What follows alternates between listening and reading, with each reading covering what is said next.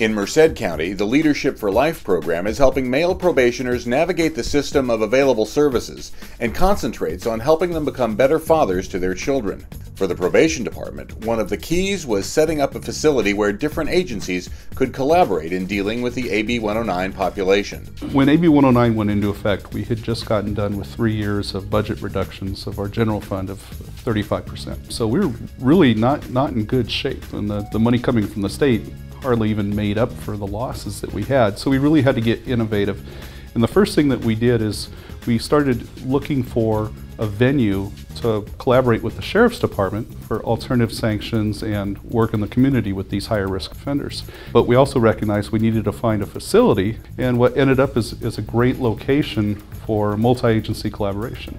I buy into the chief's vision that we can't continue to have revolving doors and people going back and forth into prison. And so the quest has been, okay, let's find out what works. Our supervisor who works here and our program manager who oversees a lot of this programming put together a full array of services of many different county agencies working out of here. But really the highlight program has been Leadership for Life. Leadership for Life was a program that I developed for Human Services to address the needs of all men in the community. And then the chief and I got together and he said, I have a need. And so we collaborated and we then morphed the Leadership for Life program that I had into one that was customized for men on probation. It's a preventative program because I wanted them to be able to treat their children better and to engage in their children's lives, because the research shows us that children that grow up without positive male role models have a more difficult time in life. So that's how Leadership for Life came to be. Anna Pagan developed the program, already had a couple wonderful guys to facilitate the program. First and foremost, Melvin.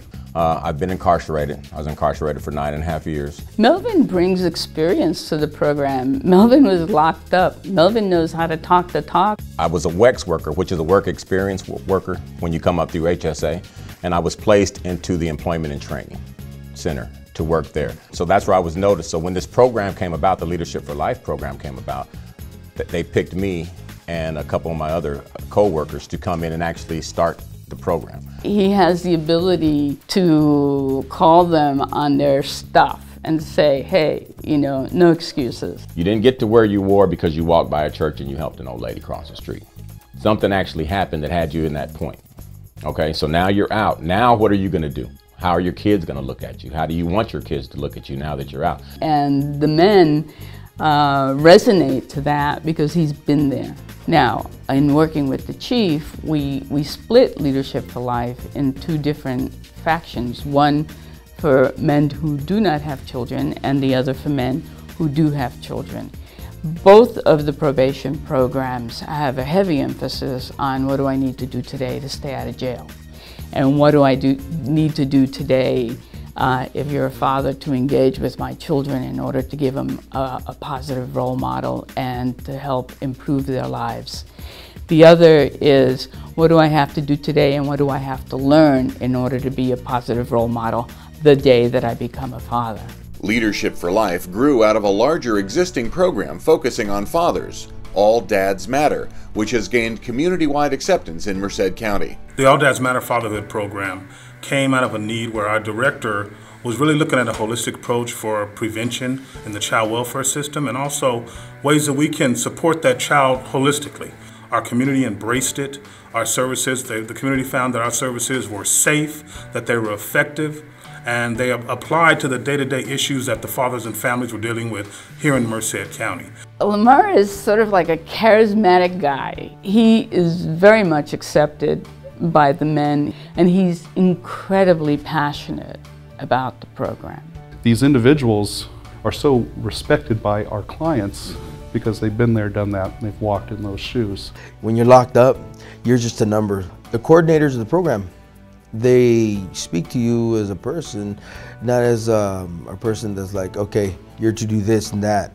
They involve you in a program and ask you questions and makes you more comfortable. We start off with the welcoming event as our first one. From that, we'll go to employment. I tell them my story to get them comfortable. I think they're more relaxed because now there's a gentleman in front of them that's went through the same thing they went through. Right off the top, I felt comfortable, and I said, okay, I can do this. I felt barriers starting to break down where I was able to speak. I had a rough childhood. I came to be an adult. I started getting incarcerated. I was addicted to drugs, alcohol. It helped me break the cycle. Now, I really depend on my spirituality and my faith to pull me through. What I do is, like, I'll ask them, if you didn't have a father, who was your father figure? Do you have an uncle? Did you have an older cousin? I might ask, what did your family tell you growing up about employment, you know? Melvin gave me the proper tools, proper information that I needed through Leadership for Life, and it's been a blessing.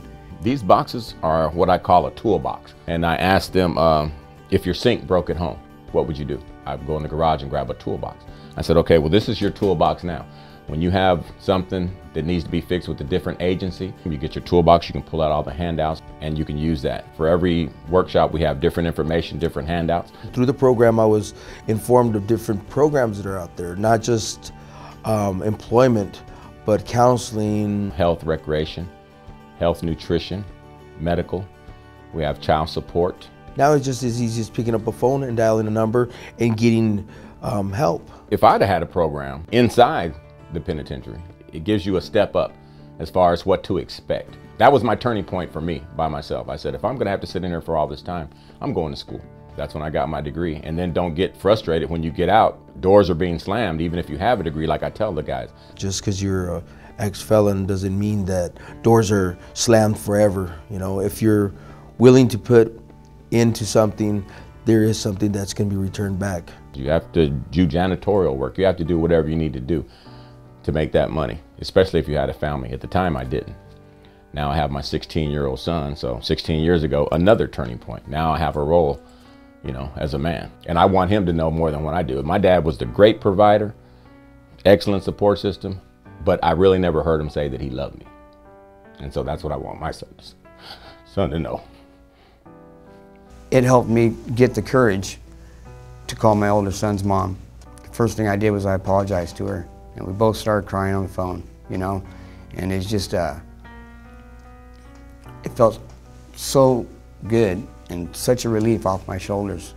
Well, just seeing my little son's eyes, you know, that's the most beautiful thing in the world. It's just, I mean, it's priceless. It's rewarding, saving one person at a time, making an impact in terms of how we view people.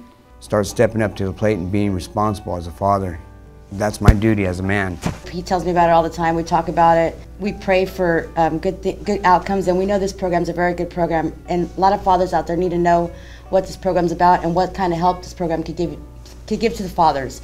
It's changed him a lot because his older son wasn't in our life for a long time. It's been 8 years since we've seen him, and he's finally back in our lives. When I eventually ended up meeting him after 8 years, I didn't even expect to see him. It was like a family reunion, and I thought I would like be mad and like not want to see him, but no, just like seeing him there, and he was just right away apologized and cried, gave me a hug, and I wasn't upset. I was just happy to see him, and I seen my little brother, and I didn't see him since he was in like diapers, and I was so excited to see Isaiah, and now I'm always driving up to visit my dad and hanging out with my little brother, play video games, play outside. This program gave him courage to go out there and find his family and bring them back so we can live, you know, all around happy family. So it's given me, I see a lot of courage in him now. We're all a unit now, like we're all whole. The first step is finding the people that can carry out the vision,